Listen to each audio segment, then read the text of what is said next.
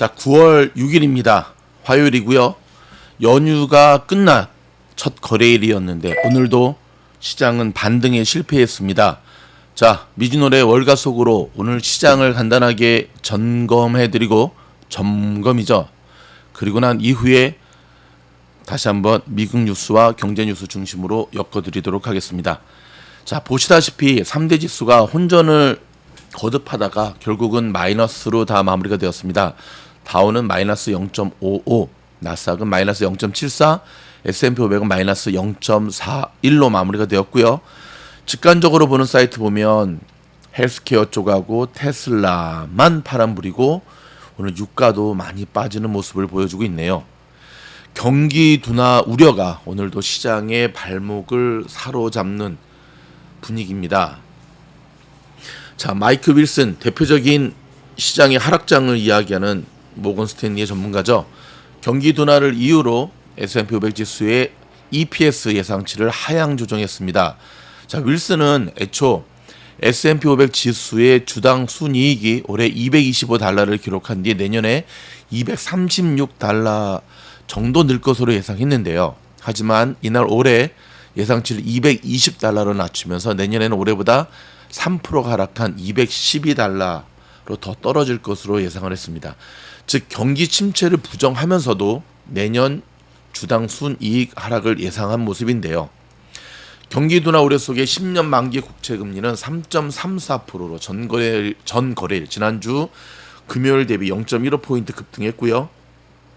2년 만기 국채 금리도 3.50%를 기록해 금요일 대비해서 0.10%가 올랐습니다. 경기 둔화에도 불구하고 자, 연준이 물가를 안정시키기 위해 자, 이번 달에 FOMC에서도 자이언트 스텝을 결정할 것이라는 예상도 주가에는 부담으로 작용했습니다. 노동절 연휴 직전에 공개된 8월의 고용 지표가 월가 예상치에 부합되면서 자이언트 스텝 가능성이 힘을 더 실어줬고요.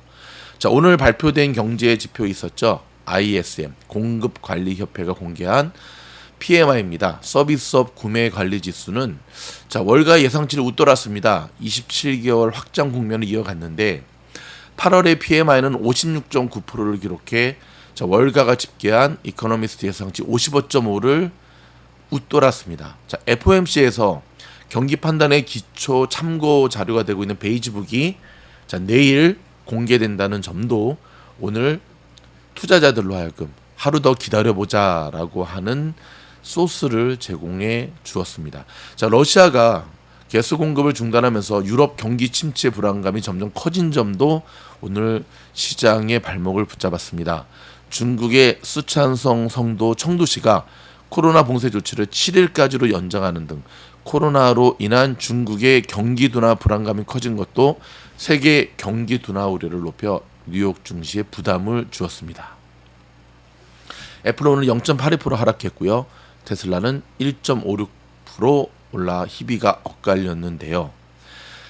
자, 지난 주말에 베드앤베스 비욘드의 BBBY CFO가 갑작스런 사망을 했다는 비보가 전해지면서 오늘 자, BBBY는 18.42% 급락하는 모습을 보여줬고요. 자, 페덱스의 주가는 CD가 투자액을 내렸다는 소식에 2.18% 하락했습니다.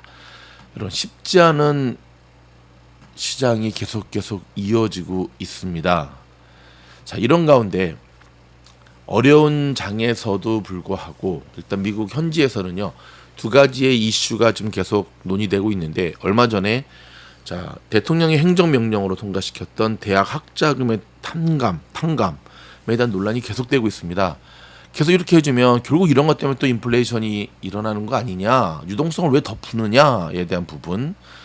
두 번째는 코스코 이야기인데요. 자, 여러분, 코스코는 대표적인 창고형 매장이잖아요. 근데 요즘 코스코 가보신 분들 아시겠죠? 예, 굉장히 이쁘게 낱개로 살 수 있도록 디스플레이가 좀 바뀌고 있습니다. 변화에 능동적으로 대처하는 코스코의 모습, 우리가 다시 한번 주목해야 될 부분이죠.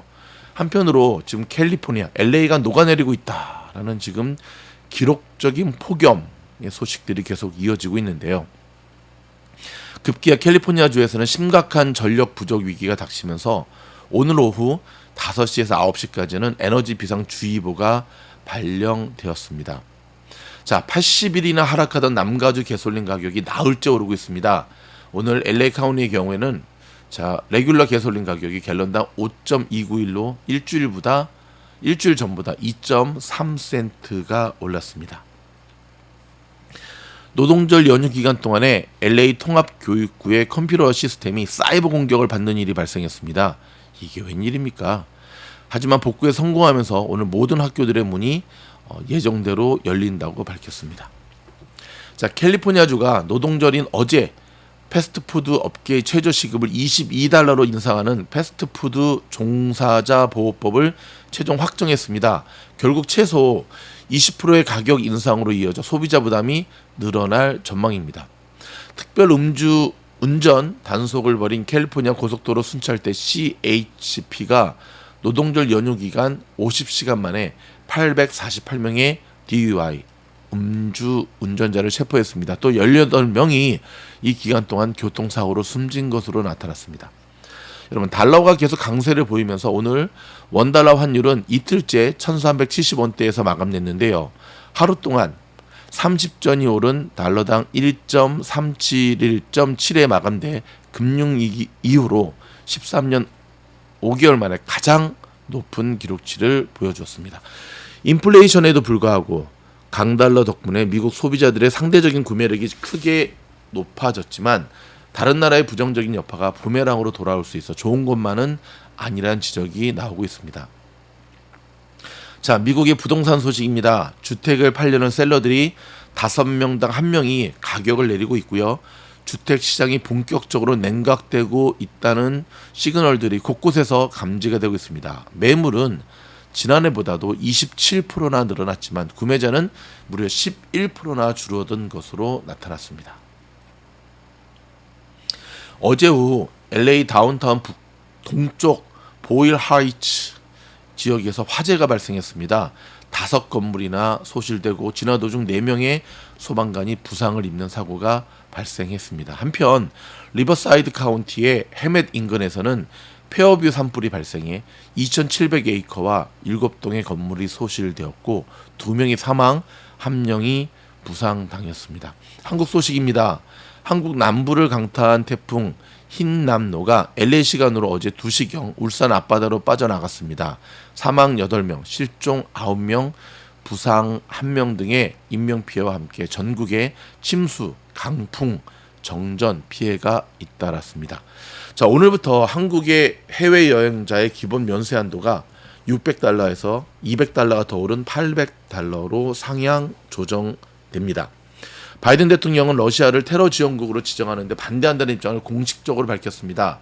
그간 연방의회와 우크라이나는 바이든 행정부를 압박했으나 연방정부는 신중한 태도를 보이고 있습니다. 이틀 전 중국 수촨성에서 발생한 규모 6.8의 강진과 계속된 여진으로 인근 마을들이 폐허가 된 가운데 사망자가 66명, 실종은 15명, 그리고 부상자는 235명으로 늘었습니다. 이틀 전에 캐나다 서스케처원주에서 흉기 난동으로 10명을 숨지게 한 범인 중 1명이 어제 숨진 채 발견됐습니다. 한편 2명의 범인들은 형제 사이로 동생에 의한 형의 사망 가능성이 제기되었습니다. 자, 이상은 저희가 준비한 미국의 로컬 뉴스였습니다. 다음 영상에서 뵙겠습니다. 고맙습니다.